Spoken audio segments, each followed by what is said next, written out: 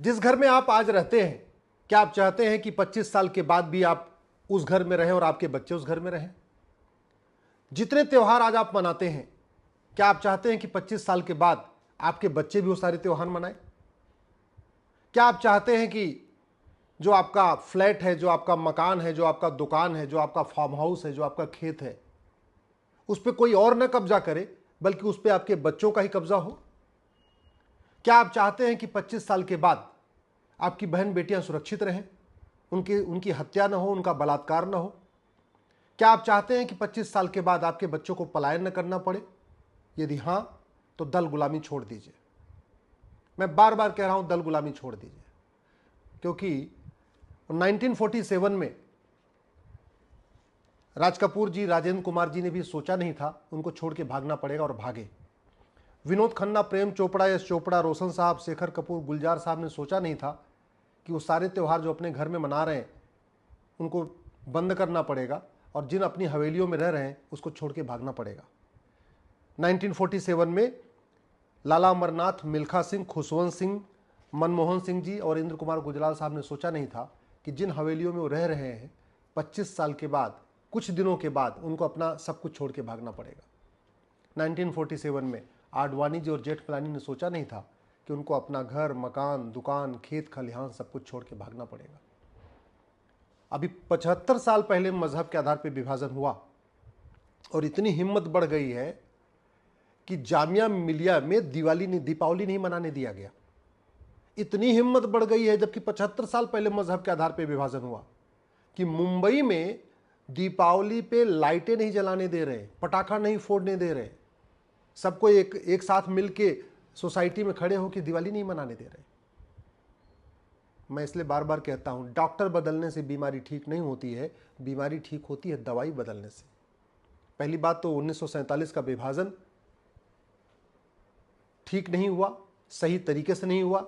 बाबा साहब अम्बेडकर ने खुद अपनी किताब में लिखा हुआ है कि ये जो विभाजन हो रहा है ये ठीक नहीं हो रहा है, और मैं बिल्कुल बाबा साहब अम्बेडकर से सहमत हूं कि वो बिल्कुल सही कह रहे थे। ये जो विभाजन हुआ है ये हिंदुओं के साथ बहुत बड़ा धोखा हुआ है।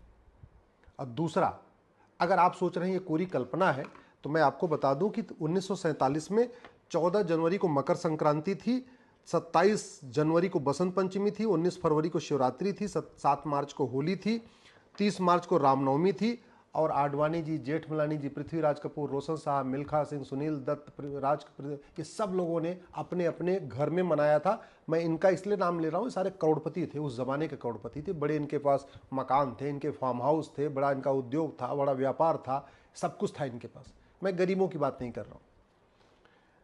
3 अप्रैल को महावीर जयंती थी 1947 में, 14 अप्रैल को 1947 में वैशाखी थी, 5 मई को बुद्ध पूर्णिमा थी, इसी तरीके से 20 जून को जगन्नाथ जी की रथ यात्रा थी, 3 जुलाई को गुरु पूर्णिमा थी। और ये जितने भी महापुरुषों का मैंने नाम लिया, आडवाणी जी, जेठमलानी जी, मनमोहन सिंह जी, गुजराल साहब, खुशवंत सिंह, मिल्खा सिंह, लाला अमरनाथ, सुनील दत्त, गुलजार, शेखर कपूर, रोशन साहब, यश चोपड़ा, प्रेम चोपड़ा, विनोद खन्ना, राजेंद्र कुमार, राज कपूर, इन सब लोगों ने 3 जुलाई को गुरु पूर्णिमा अपने घर में मनाया था। लेकिन उसके बाद 31 अगस्त को जो रक्षाबंधन था, अपने घर पे रक्षाबंधन नहीं मना पाए, भारत में इधर आके भागना पड़ा और यहाँ झुग्गियों में रहना पड़ा। बड़े बड़े अपार्टमेंट, बड़े बड़ी हवेलियां, बड़े बड़े बंगले, खूब अच्छा खासा खेत, व्यापार, सब कुछ छोड़ के वहाँ भाग के आना पड़ा। और 31 अगस्त को रक्षाबंधन नहीं मना पाए क्योंकि उस समय विभाजन हो चुका था और भारत में आ चुके थे। ये इतनी स्थिति नहीं थी, कोई पैजामा पहन के आया था, कोई लुंगी पहन के आया था, कोई अंडरवियर पहन के आया था, तन पे कपड़े नहीं थे, भोजन करने के लिए कुछ सामान नहीं था, तो बेचारे रक्षाबंधन कैसे मनाते। 7 सितंबर को जन्माष्टमी थी और ये जितने भी महापुरुषों का मैंने नाम लिया, ये जन्माष्टमी नहीं मना पाए, भारत में झुग्गियों में रह रहे थे। 18 सितंबर को गणेश चतुर्थी थी, उस समय झुग्गियों में रह रहे थे। 15 अक्टूबर को अग्रसेन जयंती थी, 24 अक्टूबर को दशहरा था, 29 अक्टूबर 1947 को वाल्मीकि जयंती थी, 2 नवंबर 1947 को करवा चौथ थी, 12 नवंबर को दीपावली थी और 14 नवंबर को भैया दूज थी दीपावली में। और उस समय आडवाणी जी, जेठमलानी जी, मनमोहन सिंह जी, गुजराल साहब, खुशवंत सिंह, मिल्खा सिंह, लाला अमरनाथ, सुनील दत्त, गुलजार, शेखर कपूर, रोशन साहब, यश चोपड़ा, प्रेम चोपड़ा, विनोद खन्ना, राजेंद्र कुमार, राज कपूर, ये सब झुग्गियों में रह रहे थे। और यही नहीं, लाखों और लोग। मैं उन लाखों लोगों का नाम इसलिए नहीं ले सकता हूं, बहुत लंबा समय लगेगा। मैंने कुछ महत्वपूर्ण नाम लिए। कभी नहीं सोचा था इन लोगों ने अगले महीने क्या होने वाला है, लेकिन हुआ। 1990 में कश्मीर में हिंदुओं ने कभी नहीं सोचा था 15 दिन के बाद क्या होने वाला है, हुआ। अभी जुलाई के महीने में बांग्लादेश के हिंदुओं ने नहीं सोचा था कि अगस्त में क्या होगा, लेकिन हुआ। और जानते हैं क्या हुआ? जो अकबर के समय हुआ, बाबर के समय हुआ, हुमायूं के समय हुआ, तुगलक, गजनी, गोरी के समय हुआ, खिलजी के समय हुआ, जो अफगानिस्तान में हुआ, जो पाकिस्तान में हुआ, जो कश्मीर में हुआ, जो मालदीव में हुआ, वही बांग्लादेश में हुआ। इसलिए मैं कहता हूं, दल गुलामी छोड़ दीजिए, बटिए मत। पहली बात तो ब्राह्मण, क्षत्रिय, वैश्य, दलित के आधार पे बटेंगे तो कटेंगे, 100% कटेंगे, कोई बचा नहीं पाएगा। दूसरा, दल गुलाम बने रहेंगे तो भी कटेंगे। इसलिए सबसे पहला काम यह करिए, प्रत्येक सप्ताह सामूहिक रूप से मिलना शुरू करिए। दूसरा, अपने नाम के 5-5 हजार लोगों को जोड़िए। यदि आपका नाम महेश है तो 5,000 महेश को अपना फेसबुक फ्रेंड बना लिए। आपका नाम सुरेश है तो 5,000 सुरेश को अपना दोस्त बनाइए। आपका नाम संदीप है तो 5,000 संदीप को अपना दोस्त बनाइए। अपने नाम के 5,000 लोगों को जोड़िए। उसका फायदा ये होगा कि अगर आपका नाम महेश है तो महेश कश्मीर में भी मिल जाएंगे, महेश बंगाल में भी मिल जाएंगे, महेश केरल में भी मिल जाएंगे, महेश गुजरात में मिल जाएंगे। तो 5,000 जब महेश आपके पूरे देश के मिल गए और प्रतिदिन आप समस्या लिखेंगे, उसका मूल कारण लिखेंगे, अस्थायी समाधान लिखेंगे, तो एक तरीके से आप बैठे बैठे अपने घर में 5,000 महेश को जगाएंगे। और एक महेश एक परिवार का मतलब आप 5,000 परिवारों को जगा पाएंगे। ऐसे सब लोग अगर अपने अपने नाम के 5-5 हजार लोगों को जोड़ लें, और एक व्यक्ति जोड़ता है तो एक तरीके से एक परिवार जुड़ जाता है। तो आप कल्पना करिए कि बहुत जल्दी अगले 6 महीने के अंदर हम पूरे भारत को जोड़ लेंगे। मैं फेसबुक इसलिए कह रहा हूं कि ट्विटर पे मात्र 5 करोड़ लोग हैं और सब शहरी लोग हैं। इंस्टाग्राम पे भी केवल शहरी लोग हैं। फेसबुक पे 50 करोड़ लोग हैं। 50 करोड़ भारतीय फेसबुक यूज करते हैं। गांव का किसान, गांव का मजदूर, रिक्शे वाला, ठेले वाला, गोलगप्पे बनाने वाला, लाई चना बेचने वाला, मिठाई की दुकान पे जलेबी समोसे बनाने वाला, सब फेसबुक यूज करते हैं और उनको कोई खतरा पता ही नहीं है। शहरी लोगों को खतरा पता चल गया है, शहरी लोगों को पलायन क्यों होता है पता चल गया, शहरी लोगों को बांग्लादेश में क्या हो रहा है पता चल गया है, शहरी लोगों को कश्मीर में क्या हुआ था पता चल गया है। लेकिन गांव के लोगों को पता नहीं है। गांव के लोगों को पता ही नहीं है कि बांग्लादेश में पति के सामने पत्नी का बलात्कार हुआ है, पिता के सामने बेटी का बलात्कार हुआ है, भाई के सामने बहन का बलात्कार हुआ है, और छोटे छोटे बच्चों के सामने माँ का बलात्कार हुआ है। ये शहर के लोगों को पता है, गांव के लोगों को नहीं पता। अखबारों में ये बातें लिखी नहीं जाती हैं और इलेक्ट्रॉनिक मीडिया पे इस पर चर्चा नहीं होती है, तो उनको पता ही नहीं। जब पता ही नहीं रहेगा तो अलर्ट कैसे होंगे? अलर्ट नहीं होंगे, सोचेंगे नहीं, तो आगे से वो कुछ इस पर अपना एक्शन कैसे, अपनी प्लानिंग कैसे कर पाएंगे? इसलिए मैं कह रहा हूं, आज के नेता, अभिनेता, लेखक, बुद्धिजीवी, पत्रकार, कलमकार 20 से 25 साल के बाद या तो भारत छोड़ के भाग जाएंगे, और नहीं भी भागेंगे तो आपके बच्चों को बचाने नहीं आएंगे। न नवाज शरीफ पाकिस्तान में हिंदुओं को बचा रहे, न उसके पहले परवेज मुशर्रफ ने हिंदुओं को बचाया, न इमरान खान हिंदुओं को बचा रहे। बांग्लादेश में न शेख हसीना हिंदुओं को बचा पा रही हैं, न वहाँ का सुप्रीम कोर्ट बचा पा रहा है, कोई न वहाँ पे हाई कोर्ट बचा पा रही है, न संसद, वहाँ सांसद बचा पा रहे हैं। और जब आगजनी होती है तो ये नेता अभिनेता तो पहले ही भागते हैं। आप खुद भी देख लीजिए, पाकिस्तान में 1947 में सबसे पहले कौन भागा? सक्षम लोग भागे, जो गरीब थे, किसान थे, मजदूर थे, वो तो बेचारे अपने खेत बाड़ी लेके वहाँ बैठे रहे और धीरे धीरे उनको कन्वर्ट कर दिया गया। करना क्या है आपको? पहले तो 5,000 फेसबुक फ्रेंड बना लीजिए, अपने नाम के 5,000 लोगों को जोड़ लीजिए, सप्ताह में एक दिन मिलना शुरू करिए अपने आसपास के लोगों को। और तीसरा काम, सांसदों, विधायकों को पकड़ना शुरू करिए। मैं बार बार कह रहा हूं, आज के नेता 25 साल के बाद आपके बच्चों को बचाने नहीं बचा पाएंगे, लेकिन जिन कानूनों की बात मैं कर रहा हूं, अगर ये कानून बन गए, अगले 500 साल तक हमारे और आपके बच्चे सुरक्षित रहेंगे। तो मांग क्या करिए? सबसे बोलिए, भैया ये मदरसा बंद करो, मिशनरी स्कूल बंद करो, भारत में समान शिक्षा लागू करो। दूसरी मांग करिए, जितने भी मजहब के आधार पर नियम कानून चल रहे हैं, हिंदू, मुस्लिम, पारसी, ईसाई, के इनको खत्म करो और भारत में यूनिफॉर्म सिविल कोड लागू करो। तीसरा बोलिए, समान धर्मस्थल संहिता लागू करो। चौथा कहिए, पुलिस संहिता, 1 नेशन 1 पुलिस कोड बनाइए, क्योंकि यूपी की पुलिस तो अलग तरीके से काम कर रही है, लेकिन केरल की पुलिस और बंगाल की पुलिस वैसा काम नहीं कर रही जैसे यूपी की पुलिस काम कर रही है। वो तब काम करेगी जब 1 नेशन 1 पुलिस कोड होगा, एक देश एक पुलिस संहिता होगी। पूरे देश में 1 नेशन 1 जुडिशियल कोड की जरूरत है। पूरे देश के कलेक्टर, कप्तान जिहाद के खिलाफ काम करें, वो तभी हो सकता है जब 1 नेशन 1 एडमिनिस्ट्रेटिव कोड होगा। पूरे देश में 1 नेशन 1 टैक्स कोड की जरूरत है। पूरे देश में वन नेशन वन इलेक्शन की वोट की ज़रूरत है।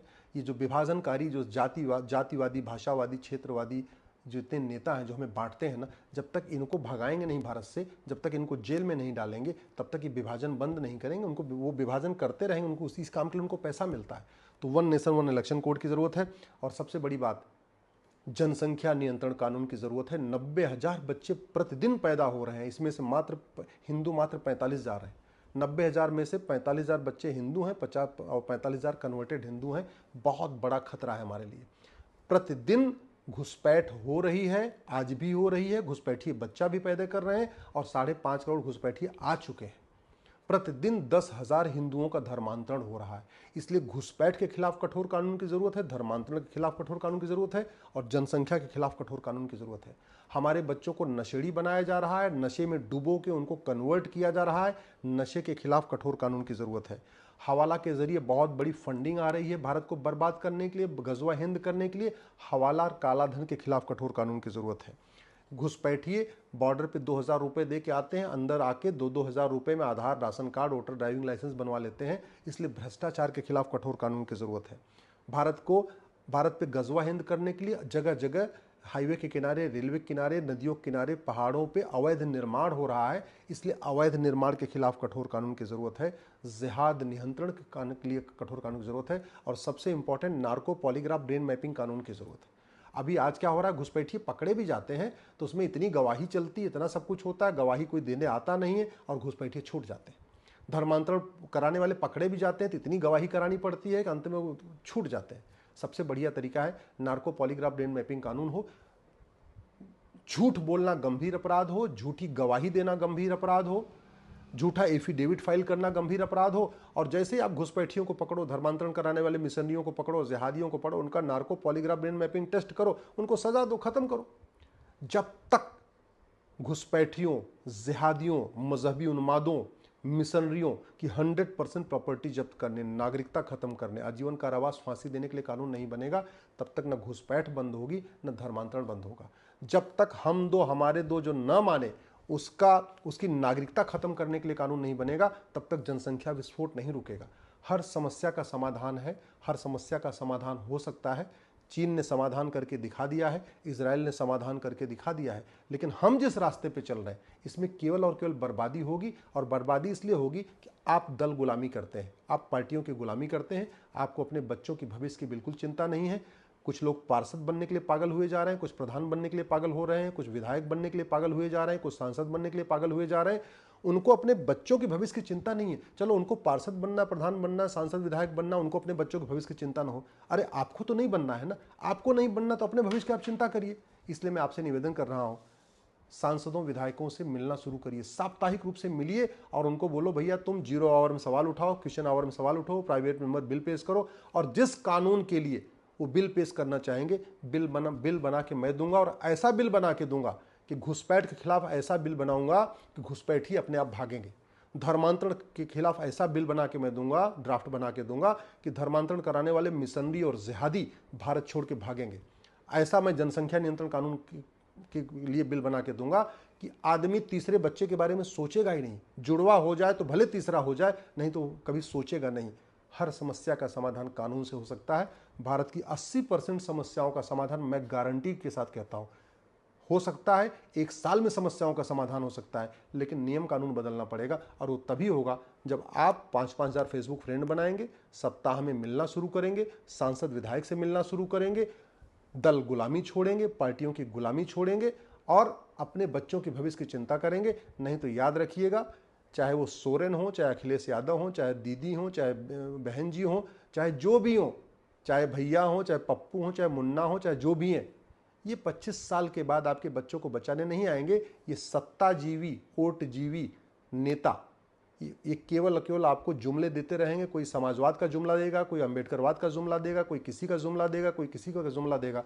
सत्ता को भोगेंगे और आपके बच्चों को खतरे में डाल देंगे।